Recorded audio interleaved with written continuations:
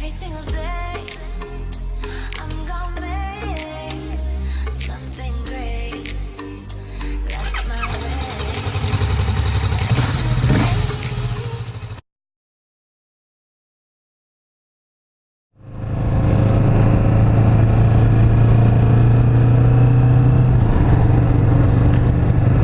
Hey YouTube,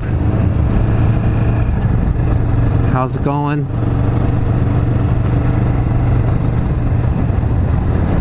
Just trying out a new camera angle. Trying to point it a little bit further down. Not that you need to know that.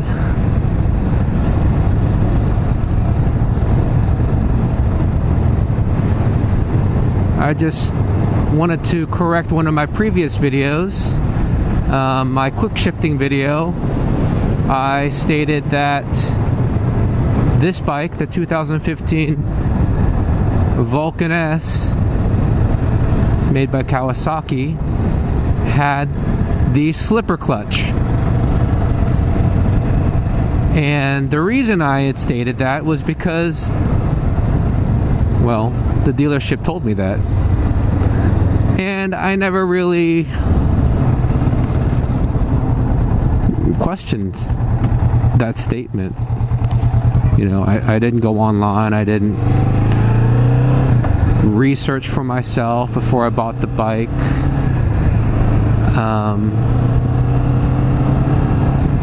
You know, when they told me that it has, you know, a 650cc motor, I believed them when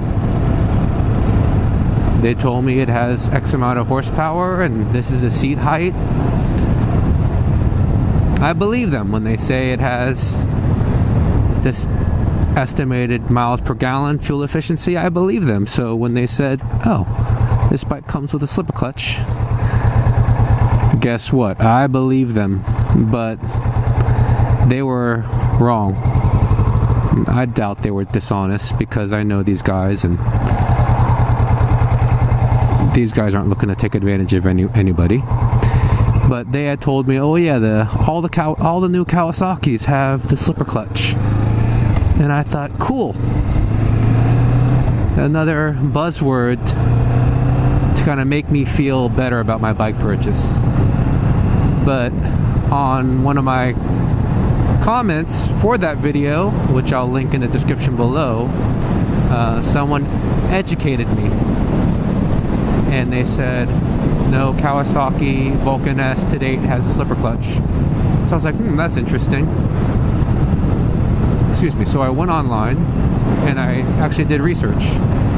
And the truth is, no, Kawasaki Vulcan S has the slipper clutch.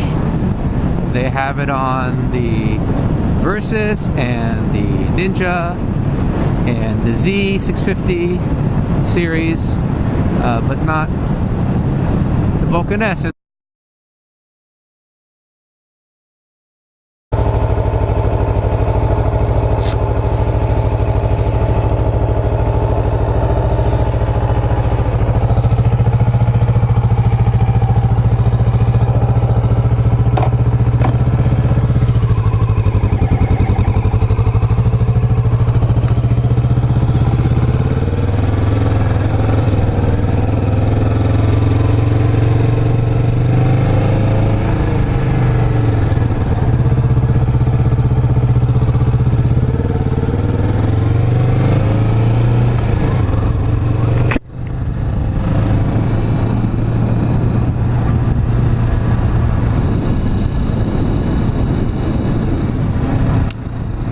So like I was saying, the Vulcan S does not have a slipper clutch. Does that bother me? No, not at all.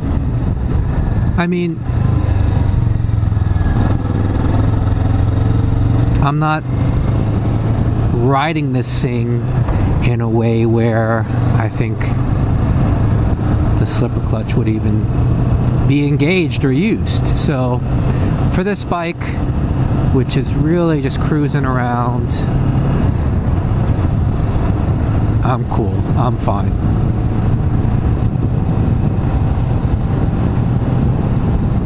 By the way, I did see that Kawasaki took their 123 and made like a sport bike out of it.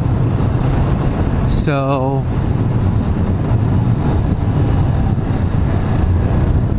I don't know how I feel about that.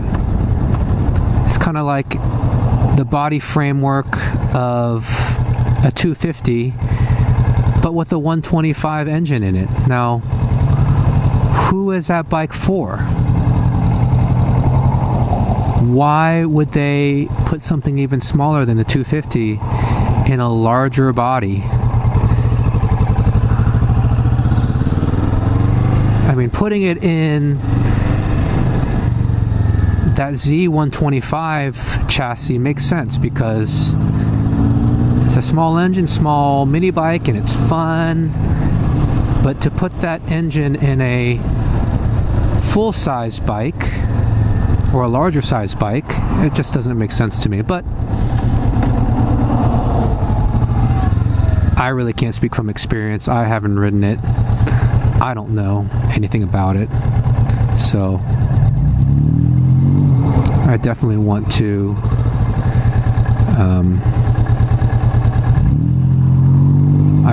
go on a test ride. There are a lot of bikes that I need to ride. I didn't get a chance at all during the summer, which is what I was hoping to do. But there's a lot of bikes that I want to try out. So I'll start with the Z125. Then I'll do this new 125 if the dealership has it. I'll ride the 400, the Ninja 650, the Z650. I want to try the Versus 650, although I think that bike is too tall for me. If you saw my previous video, my friend who just started riding, and we went out on a ride together through Shasta County, he has the Versus 650, but he is 6'5". That's why he can stand flat-footed on that bike. I am 5'7". I don't think I can. I think I can tippy-toe.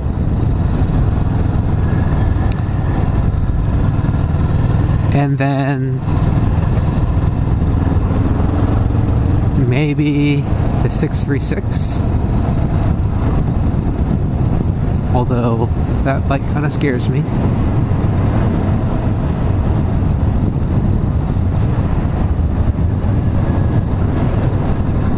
So that's kind of, now that the weather is nice and cool and weather's cleared up, I definitely want to ride those bikes and record the process. They're a Honda Kawasaki dealership, so they also have the new CBRs, the Rebels. So I want to get those rides in as well. I'm excited actually. And they're really cool, the dealership. When they didn't know me, my first test ride there, they wanted to come along. Obviously they do that for people they don't know, because they don't know how good of a rider you are and what you're going to do with the bike. But now that they know me, I can just go out on my own. But I don't mind them coming because it's actually fun to ride with somebody. So who knows, I might ask them to come out.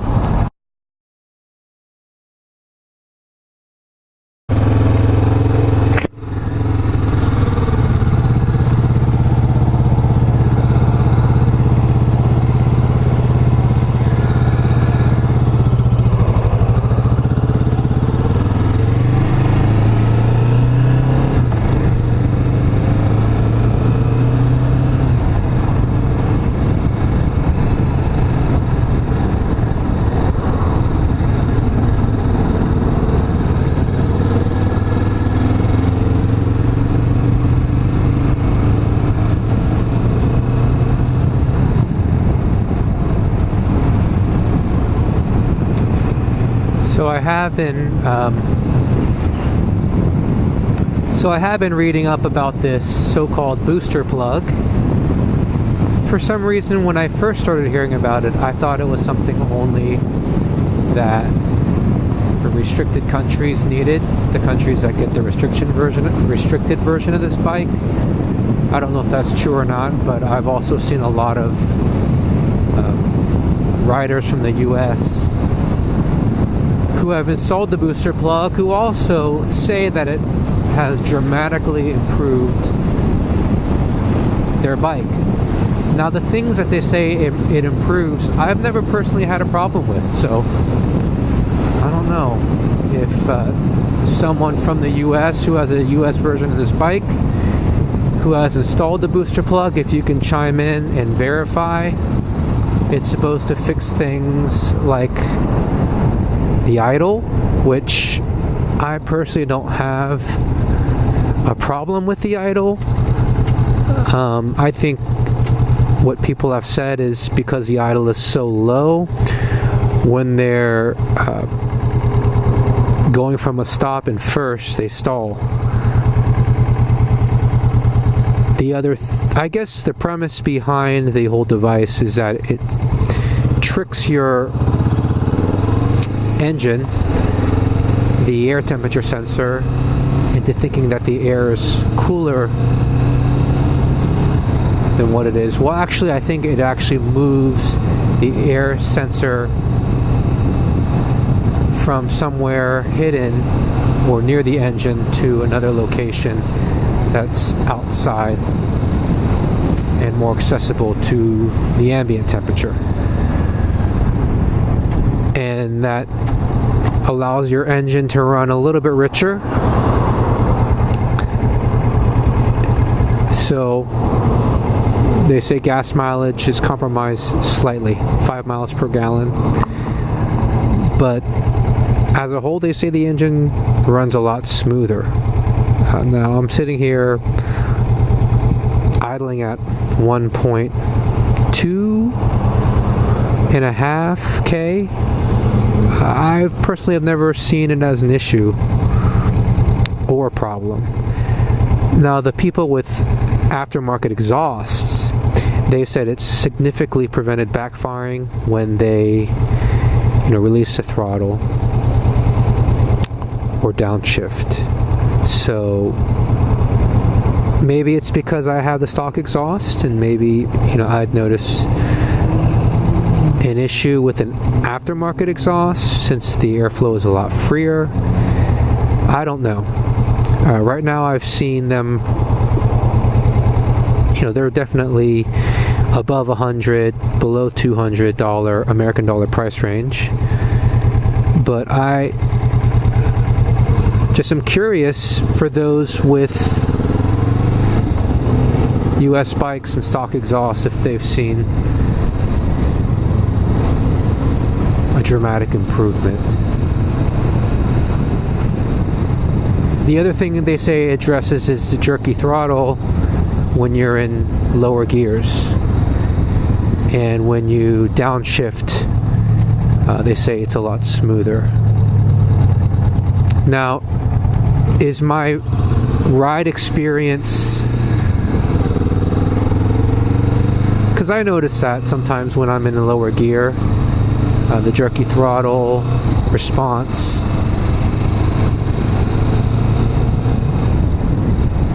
but is that enough for me to actually spend $200 on a booster plug?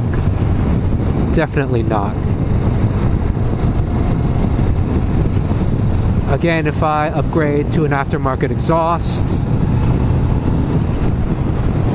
maybe those issues will be amplified, and then my ride experience, improving the rider experience, would be worth that $200. But right now, maybe ignorance is bliss. Maybe because I don't know how good it could be, I'm content with what I have, and I'm content with what I have. I've never had a problem starting the bike from idle in first, unless I'm just not paying attention. I have stalled the bike, but that's more because I just wasn't paying attention. And in terms of downshifting, I mean, I expect a little bit of jerkiness, but that's where I actually enjoy working to make smooth downshifts, smooth upshifts. That's, to me, part of the fun of having a mechanical manual bike. Like when I drive a car, it's how smooth can I shift gears, how smooth can I downshift gears and brake. And so I don't want it to be too perfect, because then that will take the enjoyment away. Again, if I'm going to spend $200 on the bike, I would much rather spend it on saddlebags. I would probably spend it on saddlebags before I spent it on an exhaust. Just because saddlebags are practical, especially as I start taking longer and longer rides. It's nice to have additional space for extra layers, for a clear windshield, a clear face shield, water, a small bag of tools, my air pump, things like that. You know, exhaust. Is there a performance gain? According to websites, yes. Is it that much of a difference to spend that much money? No, not for me. It's mostly, I feel like, for aesthetics and for the sound. And yeah, do I want a throatier exhaust? Something a little bit louder and meaner and bassier? Of course. Of course. But like I said, if I'm going to spend $200, it wouldn't be on the booster plug, and it wouldn't be on exhaust. And the only reason I bring that up is because I recently saw on the Vulcan forum someone was selling their painted Delcovic exhaust for $200. But definitely my first investment would be saddlebags. And around that price range is what they cost, not the higher end lockable type, but decent Viking saddlebags. Anyway, if you have the booster plug, please respond, or at least point me to your video where you do a review, especially for those with US bikes and stock exhausts. I'm curious to see. Curious to hear your opinion and how much of a difference it made.